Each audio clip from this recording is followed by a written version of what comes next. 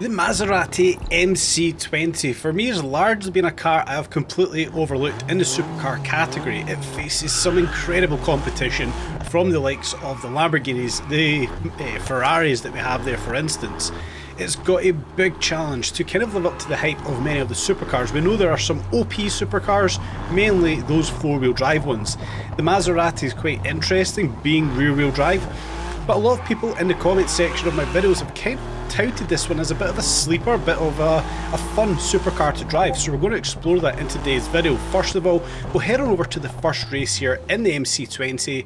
We will be doing Conquering Daltville to kick things off, a 100% asphalt 3.5 mile race, 700 to 800 RP, so we're going to be kind of limited there in terms of power output that we're going to have with the Maserati.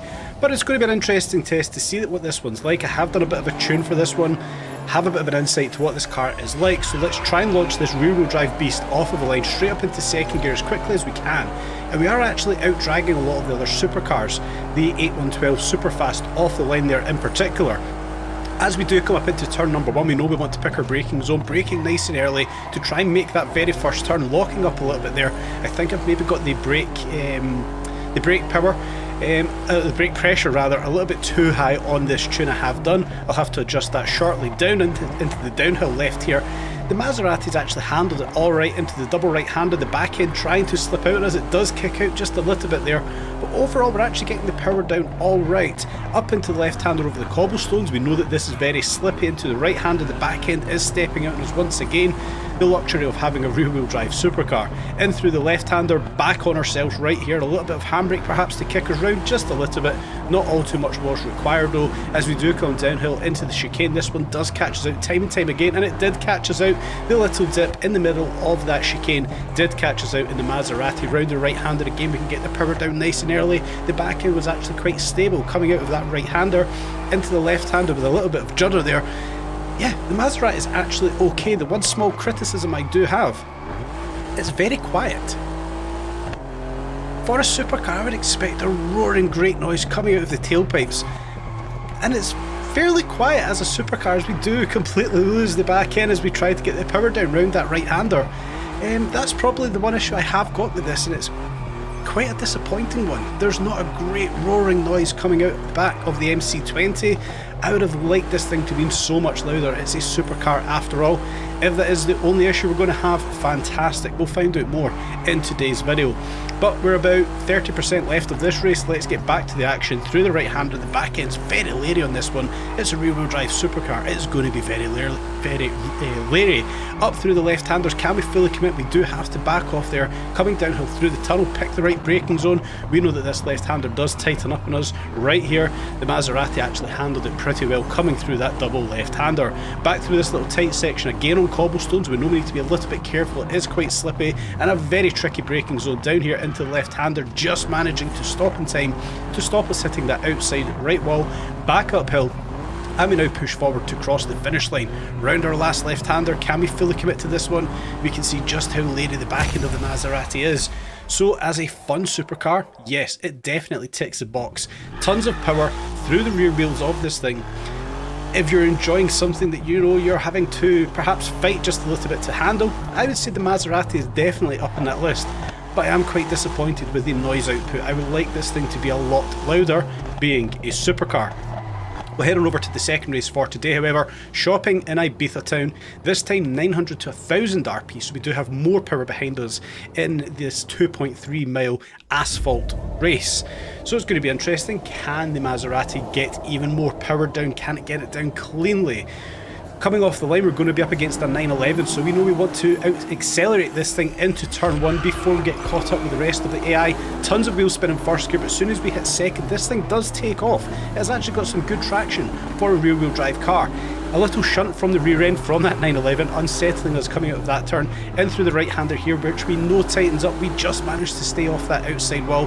Fully committing through that right-hander, maybe just backing off of the throttle just a little bit as we come down into this left-hander. Now we know we always trip up here. It is quite a tricky one. We take out our mandatory lamppost today. The back end, as soon as we get onto the power with this thing, the back end does step out on us. It is a tricky one, but it's actually tons of fun. So yeah, I kind of agree with you guys in the comments. This is a fun supercar to drive. It is not the fastest supercar, it is not a meta supercar, but it is tons of fun to drive. I haven't yet adjusted that brake pressure, I really must adjust that. Locking up into many of these corners, the brake pressure is just too high. I think at the time of driving this one, it was around about 750%. Going to drop that back to about 400. The brake pressure doesn't need to be that high in a supercar. Coming around the left-hander there, we actually managed to hold the back end of this thing quite well when we got onto the power, so having a bit more power behind this, you know, it's actually handling it alright. As we do come through this little section, it's nice and tight. Coming into a next braking zone, the chances are we're going to lock up here once again. Slight lock up, but as we get the power down, we do step the back end out a little bit more than we kind of wanted to do.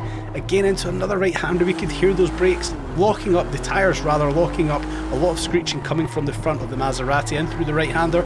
Can we get the power down nice and early? We're a bit more reserved with that one. Through the last left-hander, we back off a lot. We can see just how much the Maserati steps out, but it's foot to the floor to cross the line. Another easy win in this thing. But yeah, the Maserati, again, living up to what you guys were saying, it's actually tons of fun throwing this thing around some of these tighter races on the Ibiza map, that one there obviously being the shopping in Ibiza town. Now of course the MC20 was dropped for us when we bought the gold edition of the game, so it's been a car that I've largely overlooked. As soon as I jumped into the Lamborghini Huracan Performante, I fell in love with that thing. It's a car I've used in previous racing games, it's a car I've stepped in real life. I don't own one obviously, friends of mine have Lamborghinis and they are phenomenal cars, so as soon as I seen it in game I knew that was a car I wanted to drive. Then we actually drove the Performante, and for me it's probably one of the most broken supercars in game. I'm pretty sure a lot of you guys will also agree.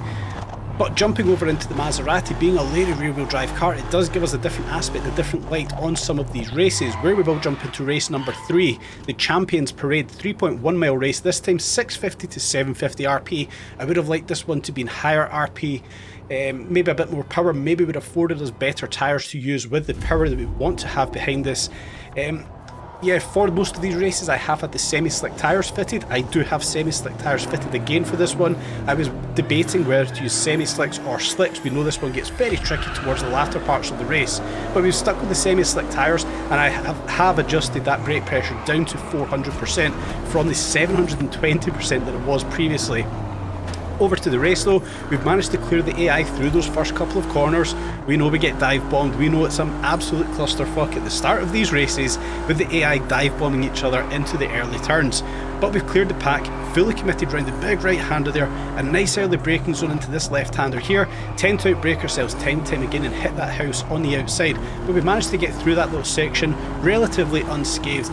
As we do put the power back down, we know we've got a lot of bumps here. The Maserati was getting largely unsettled. In through the left-hander, can we fully commit?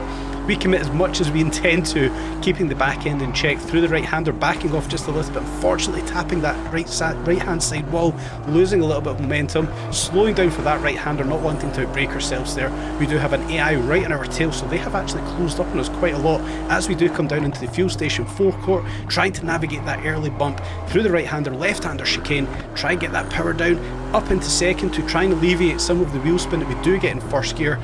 Losing the back end just a little bit through that section, but we've managed to hold it in check. Can we get a good braking zone for this left hand right hand chicane once again? We actually picked quite a good braking zone for there, and another quick chicane here, left hand right hand, get the power down. Is the back end going to stay in check? It definitely is. In through the left hander. Oh, we just tapped that wall, but it's not going to cost us all too much. The Maserati is actually holding up quite well here. Right hander, the back end is stepping out. With the lower RP, this thing's actually handling a lot of these turns a lot better than obviously with the higher RP. That's quite an obvious statement. More power behind us, we're going to lose traction more, but at 650 to 750 RP, the Maserati is actually quite a reasonable choice for these races. Like I mentioned earlier, you're not going to be the fastest, you're not going to be the cleanest or the quickest, you know, but it's fun. Stepping the back end out in a supercar in some of these races.